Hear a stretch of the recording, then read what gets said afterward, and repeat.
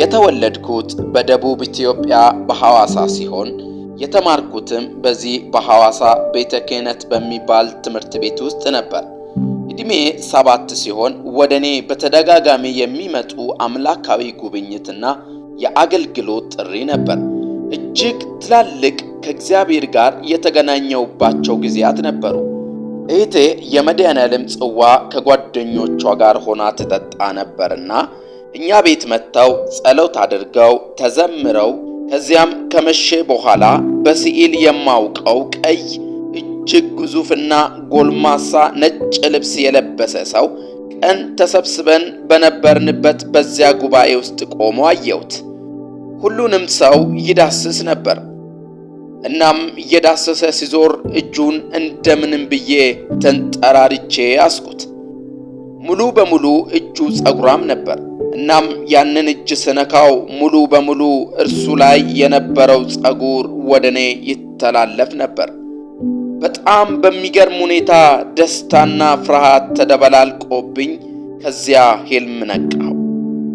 ወዲያው ሄጄ ለእናቴ ስላየሁት ህልም ነገርኳት።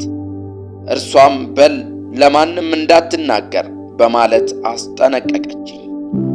ከነጋም በኋላ ሐዋሳ ገዳም ገብርኤል ወሰደችኝ።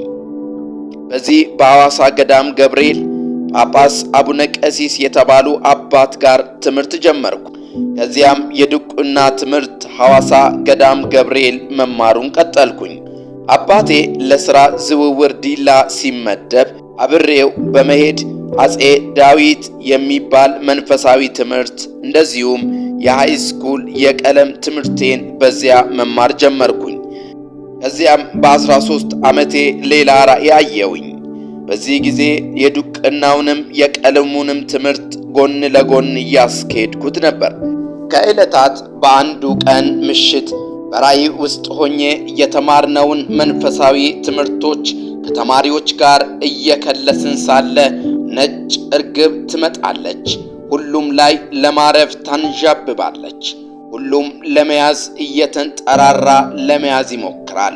ነገር ግን በዙሪያችን እየበረረች ካለፈቻቸው በኋላ በመጨረሻም በአናቴ ላይ ታርፋለች። ከዚያም ልይዛት ስል ትበራለች። በቅጽበት ከእንቅልፌ ነቃሁኝ። ለአንድ ትልቅ ላሳደገኝ አባት ይህንን ህልም ነገርኩት። እርሱም ለማንም እንዳትናገር በማለት አስጠነቀቀኝ። ነገር ግን በልብ ያዝ አለኝ። እናም እነዚህን ህልሞች በልቤ በመያዝ በዘጠናዎቹ የወጡትን ካሴት ለማሳተም ከዲላ ወደ አዲስ አበባ ከመጋቢ በጋሻ ጋር መጣን። እናም በአዲስ አበባ የቴዎሎጂ ትምህርቶችን ተማርን።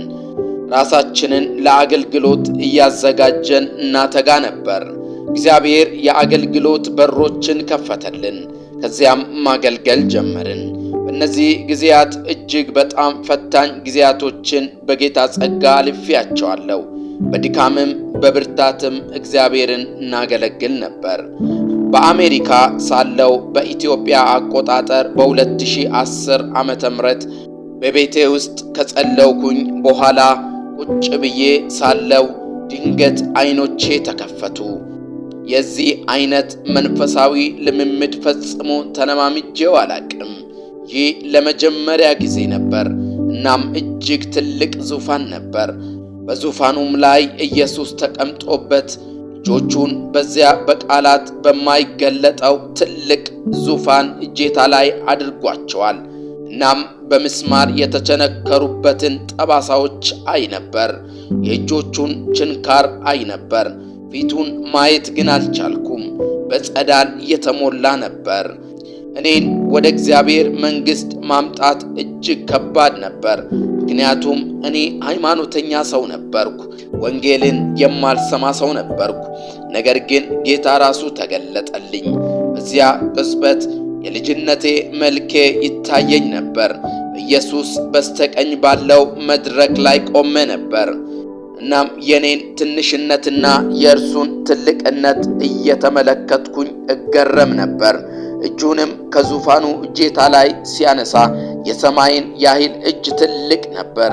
እያስጠጋ ሲያመጣ ግን እያነሰ መጥቶ በራሴ ላይ አሳረፈው። ለመጀመሪያ ጊዜ የመንፈስ ቅዱስን ሙላት በሕይወቴ የተለማመድኩበት ጊዜ ነበር።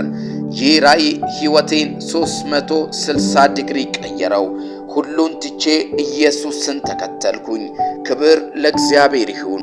መጽሐፍ ቅዱስ በዮሐንስ ወንጌል ምዕራፍ 14 ቁጥር 6 ላይ ኢየሱስም እኔ መንገድና እውነት ሕይወትም ነኝ፣ በእኔ በቀር ወደ አብ የሚመጣ የለም። ወዳጆቼ ሆይ መንገድና እውነት ሕይወትም ኢየሱስ ክርስቶስ ብቻ ነው። እርሱ በቀር ወደ አብ መምጣት የለም። መጽሐፍ ቅዱስ በሐዋርያት ሥራ ምዕራፍ 4 ቁጥር 12 ላይ ሲናገር እንደዚህ ይላል፣ መዳንም በሌላ በማንም የለም፣ እንድንበት ዘንድ የሚገባን ለሰዎች የተሰጠ ስም ከሰማይ በታች ሌላ የለምና ይላል። እጅግ የሚወዳችሁ የዓለም ሕዝብ ሁሉ ጌታ ኢየሱስ ክርስቶስ ሕይወት ነው። ጌታ ኢየሱስ ክርስቶስ መንገድ ነው። ጌታ ኢየሱስ ክርስቶስ እውነት ነው። ከዚህ ሌላ መዳን፣ ከዚህ ሌላ ሕይወት፣ ከዚህ ሌላ እውነት የለም። ጌታ ኢየሱስ ክርስቶስን እንደ ግል አዳኝ አድርጋችሁ እንድትቀበሉ በጌታ ፍቅር ይህንን እንነግራችኋለን። በእርሱ የሚያምን ሁሉ የዘላለም ሕይወት እንዲኖረው እንጂ እንዳይጠፋ እግዚአብሔር አንድያ ልጁን እስኪሰጥ ድረስ ዓለሙን እንዲሁ ወዷልና። የዮሐንስ ወንጌል ምዕራፍ 3 ቁጥር 16 ሰዎች ሁሉ እንዲድኑ ጌታ ኢየሱስ ክርስቶስን ውድ ልጁን ለዓለም አሳልፎ ሰጥቷል። መዳን በጌታ በኢየሱስ ክርስቶስ በኩል ነው።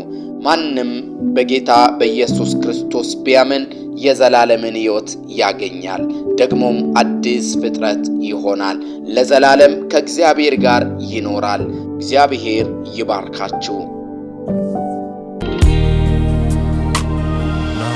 ለአምላክነት አሜን፣ ለቅድስና አሜን፣ በባርኮት እሰይ፣ በህልውና ሲሳይ።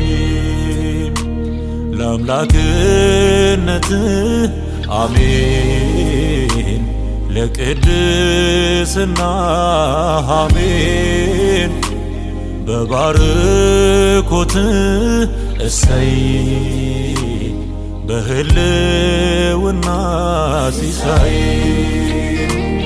መንፈስ ቅዱስ የኔ